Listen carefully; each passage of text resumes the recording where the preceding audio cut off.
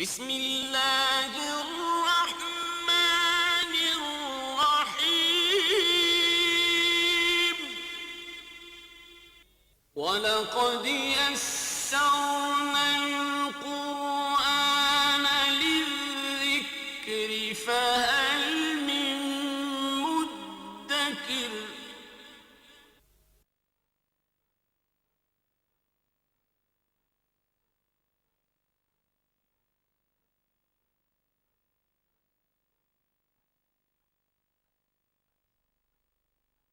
اعوذ باللہ من الشیطان الرجیم بسم اللہ الرحمن الرحیم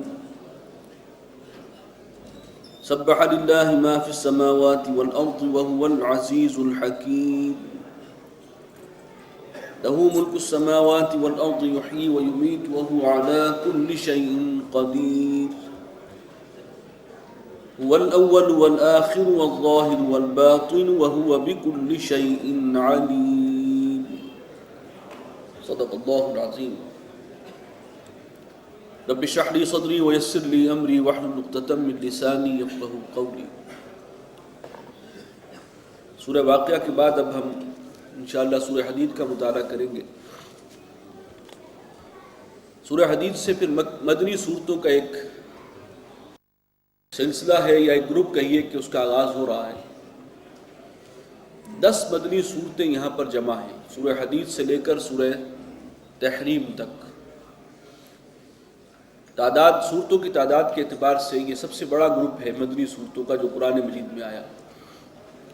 ویسے اپنے حجم کے اعتبار سے جو شروع میں 4 مدنی صورتیں ہیں، سورہ بقرہ، سورہ آل عمران، سورہ نساء، سورہ مائدہ، وہ سب سے بڑا حصہ بنتا ہے، اس لیے کہ وہ 6 سپارے سے بھی زائد ہے، 6.25 پاروں پر محیط ہے، لیکن وہ 4 صورتیں ہیں۔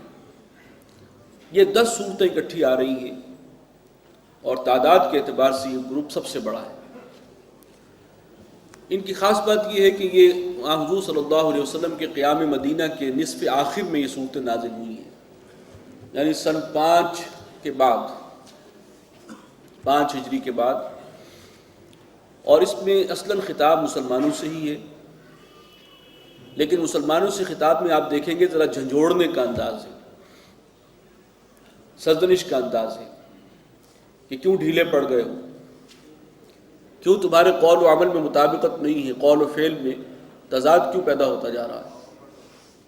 اس کا سبب یہ تھا کہ اب چونکہ اس دور میں جوق در جوق قبائل جو ہیں اسلام میں داخل ہو رہے تھے، ان سب کے ایمان کی وہ کیفیت نہیں تھی جو سابقون الاولون کے ایمان کی تھی۔ وہ جو سابقون الاولون تھے جو مکہ سے ہجرت کر کے آئے، پھر مدینہ میں بھی جو اول دور میں جنہوں نے سختیاں جھیلی ہیں اور استقامت کا مظاہرہ کیا، ان کا معاملہ وہ کمزور نہیں پڑے تھے۔ یہ دوسرے لوگ جو شامل ہو رہے تھے مسلمانوں میں، قانونی طور پر مسلمانوں کی اس کمیونٹی کا حصہ تھے۔ پھر انہی میں ایک طبقہ وہ بھی ہے جو منافقین کا تھا، جن کا معاملہ یہ ہوا کہ اب ان کی نہ صرف جو ایمان تھا وہ زائل ہو چکا، وہ محروم ہو چکے ہیں نور ایمان سے، بلکہ اب منفی طور پر نفاق کا مرض ان کے دلوں میں پیدا ہو چکا ہے، اور ان کی سرگرمیاں بھی اپنے عروج پر تھی اس دور میں، تو ان کو بھی سخت سرزنش ہے، اور جو مسلمانوں کی اصل دینی ذمہ داریاں ہیں، جو ان کا مشن ہے، اس کے حوالے سے انہیں یاد کروایا گیا ہے۔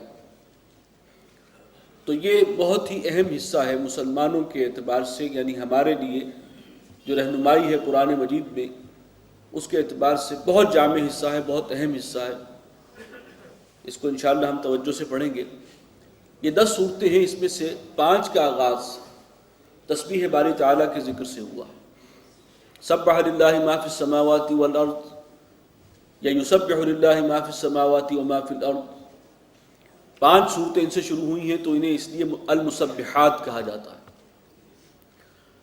سب سے پہلی سورہ سورہ حدید ہے، یہ سب سے طویل بھی ہے اور تقریباً سب کی جامع بھی ہے۔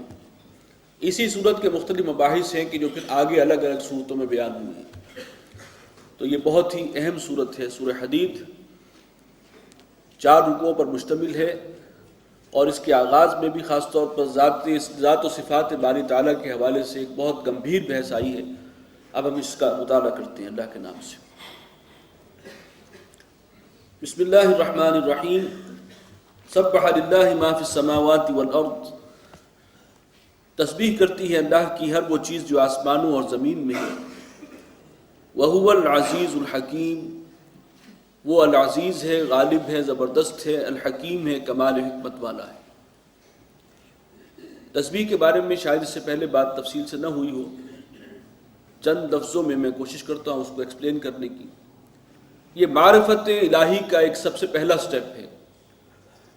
التسبیح نصف المیزان، جو معرفت کی میزان ہے، اللہ کی پہچان، اللہ کی معرفت، اس کی میزان آدھی پر ہو جاتی ہے تسبیح کے ذریعے۔ اور اس میں اصل میں اس بات کا اقرار ہے کہ ہمارا وہ رب و اللہ ہر عیب سے، ہر نقص سے، ہر کمی سے، ہر کوتاہی سے پاک ہے، منزہ ہے، مبرہ ہے۔ اور اس کے بعد ہے تحمید، کہ وہ تمام خوبیوں کا مالک ہے، ہر خیر، ہر خوبی کا سرچشمہ وہی ذات ہے، لہٰذا کل شکر، کل تعریف اس کے لیے ہے۔ تو اس طرح سے مل کر یہ معرفت ربانی کی تکمیل ہوتی ہے تسبیح و تحمید سے۔ تو اللہ تعالیٰ کو اس کے مقام بلند پر برقرار رکھنا، اس کو مخلوقات کی صف میں شامل نہ کر بیٹھنا، اور نہ مخلوقات میں سے کسی کو اٹھا کے اس کے برابر لے جانا، یہ جو عمل ہے یہ تسبیح ہے، کہ وہ اپنے مقام رفیع پر اس کو برقرار رکھا جائے۔ تسبیح کا مطلب ہوتا ہے کسی کو اس کی سطح پر برقرار رکھنا۔ سبح یسبح تیرنے کے معنی میں آتا ہے، اور کسی کو وہاں پر ایک لیول پر قائم رکھنا یہ تسبیح ہے۔ تو اللہ کی ذات کے بارے میں یہ تصور کہ ہر عیب، ہر نقص، ہر کمی، کوتاہی سے پاک اور منزہ ہے، اور کائنات کا ہر ذرہ، ہر شے اس بات کی زبان حال سے گواہی دے رہی ہے کہ میرا بنانے والا، میرا موجد، میرا صانع، میرا خالق وہ ایک ذات کامل ہے، اس میں کوئی عیب نہیں، کوئی نقص نہیں، کسی بھی اعتبار سے۔ لَهُ مُلْكُ السَّمَاوَاتِ وَالْأَرْضِ، آسمانوں اور زمین میں جو کچھ ہے وہ اسی کا ہے، اسی کی بادشاہی ہے، اسی کی حکومت ہے، اسی کا اختیار ہے۔ یحیی و یمیت، وہی زندہ رکھتا ہے، وہی موت دیتا ہے۔ وَهُوَ عَلَىٰ كُلِّ شَيْءٍ قدیر، اور وہ ہر چیز پر قادر ہے۔ هُوَ الْأَوَّلُ وَالْآخِرُ وَالظَّاهِرُ وَالْبَاطِنُ، وہی الاول بھی ہے، وہی الآخر ہے، وہی الظاہر ہے، وہی الباطن ہے۔ وَهُوَ بِكُلِّ شَيْءٍ عَلِيمٌ، اور وہ ہر چیز کا علم رکھنے والا ہے۔ یہ بڑا منفرد مقام ہے قرآن مجید میں، اللہ تعالیٰ کی ذات و صفات کے حوالے سے یہ الفاظ اس طریقے سے، یہ تعارف اسی جگہ پر ہے۔ سب سے پہلا بھی وہ ہے، سب سے آخر بھی وہ ہے، سب سے ظاہر بھی وہ ہے، سب سے باطن بھی وہ ہے، مخفی بھی سب سے زیادہ وہ ہے۔ ہمارے جو صوفیاء کرام ہیں تصوف کے سلسلے سے وابستہ، وہ اپنے اس وحدت الوجود کا جو فلسفہ ہے اس کے لیے اسی آیت کو بنیاد بناتے ہیں۔ بہرحال وہ ایک بہت گہری بات ہے، بہت باریک بات ہے، اس کو سمجھنا بڑا مشکل ہے، اور اس میں ذرا سا دائیں بائیں ہو جائیں تو پھر انسان کے شرک میں ملوث ہونے کا اندیشہ ہے۔ ایک میرے اور آپ کے لیول پر جو بات سمجھنے کی ہے، وہ ایک حضور صلی اللہ علیہ وسلم کی ایک مناجات ہے، اس کے حوالے سے کچھ اس کی وضاحت ہوتی ہے۔ اس میں الفاظ آئے ہیں کہ انت الاول فلیس قبلک شیء، پروردگار تو سب سے پہلا ہے، تجھ سے پہلے کچھ نہ تھا، الاول۔ وانت الاخر فلیس بعدک شیء، تو سب سے آخری ہے، تیرے بعد کچھ نہیں ہے۔ وانت الظاہر فلیس فوقک شیء، تو سب سے ظاہر، سب سے نمایاں ہے، تجھ سے اوپر کوئی نہیں۔ وانت الباطن فلیس دونک شیء، اور تو انتہائی مخفی ہے، باطن ہے، انتہائی پوشیدہ ہے، اور تجھ سے بعد پوشیدگی کے اعتبار سے تجھ سے آگے کوئی نہیں ہے۔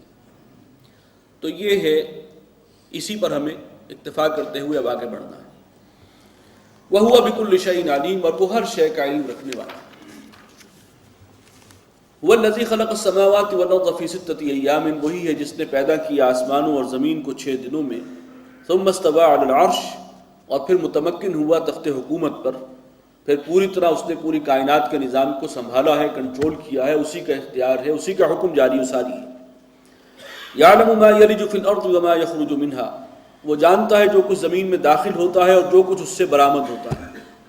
بارش کا ایک قطرہ بھی زمین میں داخل ہو تو اللہ کے علم میں ہے، اور زمین سے کوئی سبزے کی ایک سوئی بھی برآمد ہو کسی، تو وہ بھی اللہ کے علم میں ہے۔ وما ينزل من السماء، اور جو کچھ آسمان سے اترتا ہے، فرشتوں کی آمد